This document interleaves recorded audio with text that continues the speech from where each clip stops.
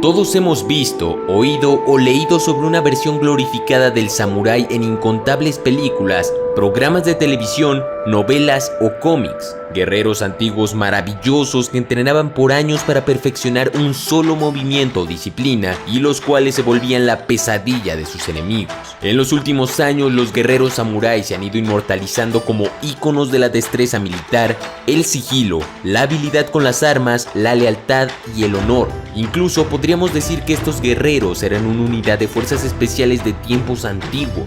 Sin embargo, es muy importante destacar que basaban sus vidas en estrictos códigos de honor y principios conocidos por ellos como Bushido, por su traducción al español, el camino del guerrero.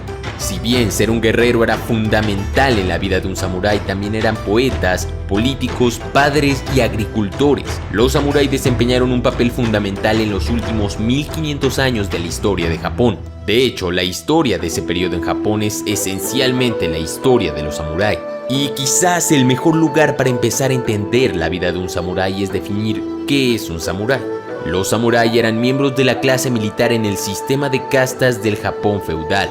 Cuando Japón introdujo un régimen dictatorial militarista con el establecimiento del shogunato en algún momento del siglo XII, los samuráis mantuvieron una poderosa presencia en todo el país durante los siguientes 700 años sirviendo al shogun, el máximo gobernante. Durante los primeros 100 años del shogunato, los samuráis ya contaban con las características que los hacen reconocibles. Eran jinetes arqueros que también sabían manejar la katana y se encargaban de la seguridad de las ciudades y de sofocar revueltas, por lo que contaban con la confianza del shogun. No obstante, en el Japón feudal a los samuráis se les llamaba más comúnmente bushi o buke, y normalmente servían un clan en particular y bajo un señor o líder, y quienes no lo hacían eran conocidos como ronin. Hay que especificar que cuando hablamos de un samurái nos referimos a un guerrero de élite y no un guerrero cualquiera. Estos soldados japoneses eran extremadamente respetados y su sola presencia era suficiente para acabar con muchas rebeliones. Sus métodos, aunque hoy serían considerados muy poco ortodoxos, eran efectivos contra los enemigos en esos tiempos.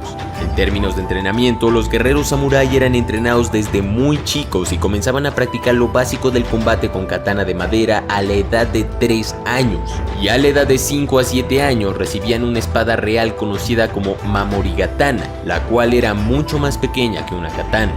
Según su cultura, un niño tenía que ser capaz de protegerse de los peligros circundantes, los enemigos de la familia, los ladrones y los vagabundos, y su padre y parientes varones tenían la obligación de proporcionarle un entrenamiento de combate temprano. A los niños se les enseñaban tácticas militares, tiro con arco, montar a caballo, manejar una lanza y combate sin armas como el jujutsu. De hecho, existían escuelas especializadas en el arte de la katana. Estas lecciones eran impartidas por expertos samurái conocidos como sensei o maestro. El sensei se encargaba de perfeccionar las técnicas de sus alumnos con la katana. Estas prácticas se realizaban todos los días con espadas de madera que imitaban el peso y medidas de una katana real. Era necesario que el futuro samurái desarrollara algo llamado haragei, por su traducción concentración mental, y todo lo que hacían debía centrarse en el ki, la energía vital. Para controlar su energía, el samurái era instruido a realizar acciones repetitivas conocidas como kata. Al principio lo hace lentamente y gradualmente acelera los movimientos para poder aumentar el poder letal. Las acciones se basan en estrategias de ataque, contraataque y defensa.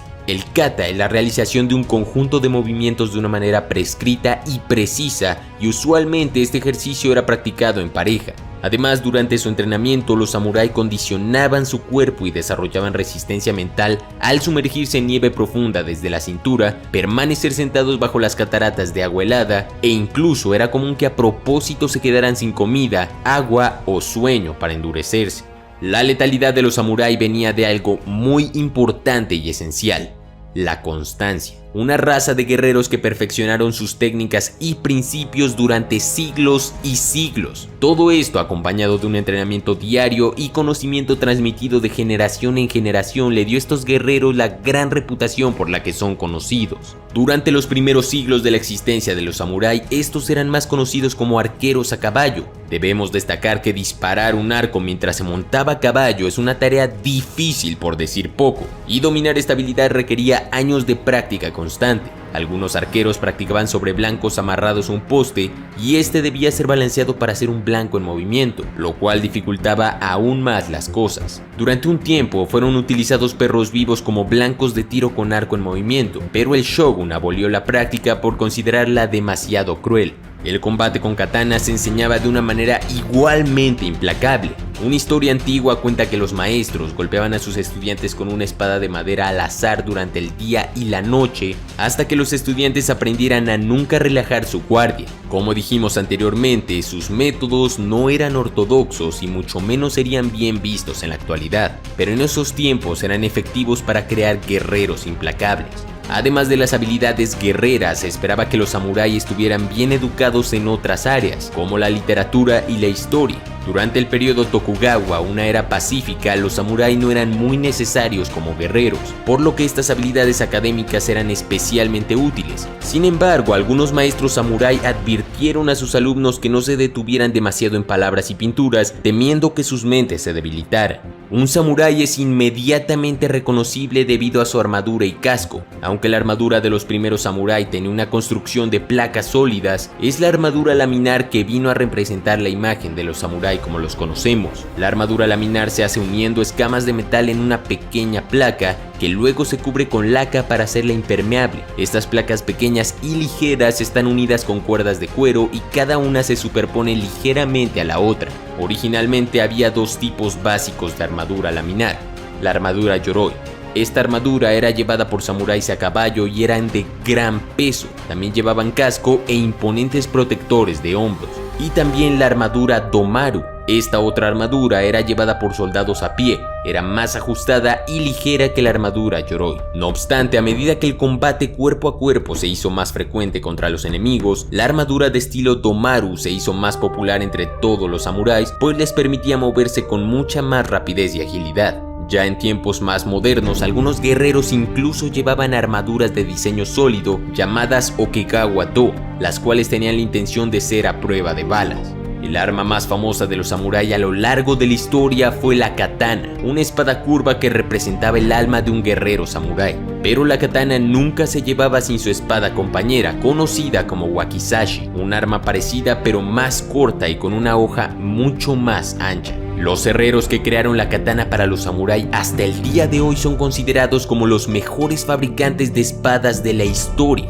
Uno de los mayores problemas que enfrentaban al fabricar una katana era mantenerla afilada. Un arma hecha con un metal duro mantendría su borde, pero sería frágil y propensa a romperse. Los herreros japoneses resolvieron este problema haciendo el núcleo de la espada con un metal suave que no se rompía. Este núcleo se cubría con capas de metales más duros que se doblaban y amartillaban repetidamente hasta que se formaran literalmente millones de capas de metal laminadas entre sí. Los probadores profesionales evaluaban la calidad y penetración de las nuevas katanas perforando cascos, varias partes de una armadura o los cuerpos de enemigos. El filo era tal que varios estudios actuales confirman que un espadachín samurái hábil podía cortar a un humano por la mitad con un solo golpe. Hoy en día, una katana forjada a mano de manera tradicional puede costar miles y miles de dólares. Pero además de espadas y arco, los samuráis usaban una variedad de armas de asta. Uno de estos fue el naginata, que consistía en una hoja afilada de 1.2 metros de largo montado sobre un palo de madera de 1.5 metros de largo. El increíble alcance de estas armas permitía a la infantería mantener a raya a los atacantes o hacer un primer ataque antes de que una espada enemiga pudiera alcanzarlos. Estas armas eran muy eficaces contra los oponentes a caballo.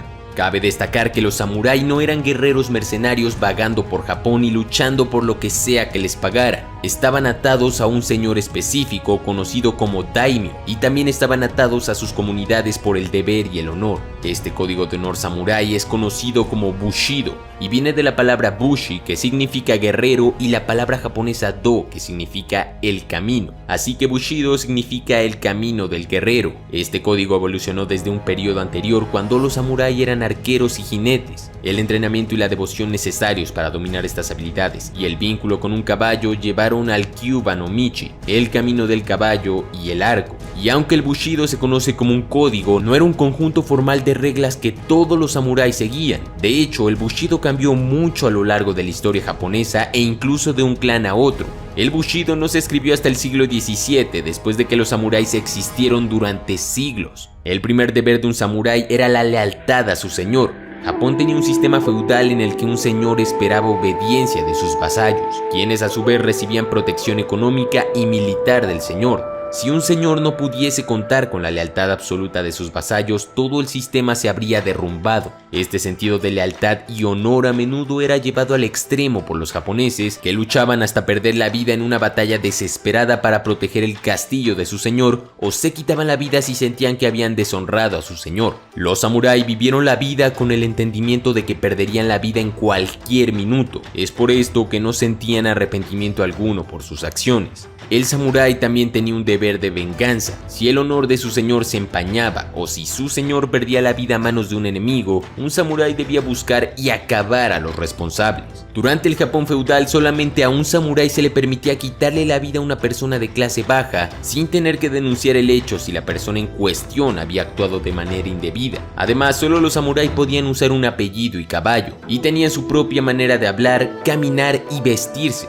Sin embargo, sus obligaciones también eran onerosas. Los samuráis tenían que actuar como modelos a seguir para los demás, lo que requería una estricta autodisciplina y adhesión a las virtudes del Bushido. En 1873 el emperador Meiji abolió el derecho de los samuráis a estar armados, esto en favor de un ejército más moderno de estilo occidental que ya usaba armas de fuego. El último conflicto samurái ocurrió en 1877 en la batalla de Shiroyama. Esta batalla provocó cambios radicales en el gobierno de Japón y finalmente la disolución permanente de los samuráis. Después de esto, debido a su alto nivel de educación, muchos samuráis tomaron plumas en lugar de espadas, abriendo periódicos y tiendas. Como dato curioso, Iwasaki Yatora, fundador de la compañía Mitsubishi, uno de los mayores fabricantes de automóviles actualmente, fue bisnieto de un samurái y fue educado bajo algunos de los principios del Bushido. Han pasado algunos siglos desde que la clase samurái dominó la sociedad japonesa, y se puede decir que su presencia en nuestro mundo ya no es necesaria como antes. No obstante, Japón sigue orgulloso de su cultura samurái.